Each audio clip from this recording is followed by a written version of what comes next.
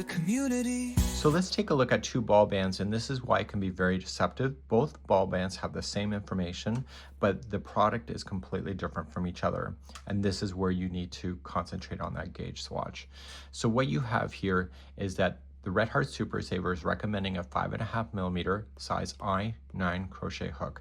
And it's recommending that there was 12 single crochet across 4 inches, and 4 inches will get you 15 rows. So it's a 4x4 inch swatch. Here on the Red Heart Soft Baby Steps, it's also a 5.5mm, which is an I9, and it says that it's 12 single crochet will get you 4 inches wide, and 15 rows will take you 4 inches tall. But if you look at the product really carefully, you're gonna notice is that the strands don't actually look the same, do they?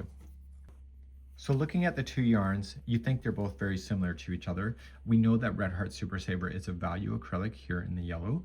And then what we have here is the Red Heart Soft Baby Steps. And this one is a lot more plush. When you squish the ball, it really does squish down and then bounce right back up. Where the Red Heart Super Saver, when you go to squish the ball, it's more dense and you really can't squish it that hard.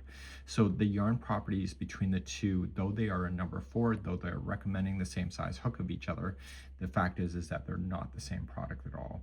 So you can't use the ball band just to say, okay, I'm just going to switch it out. You need to physically run a gauge. The other thing that you should know is that even if you just squish the actual yarn itself, you'll notice is that the Red Heart Soft Baby Steps is more squishier than this one. And it's going to be that squish that dictates how many stitches that you can get per 4 inches.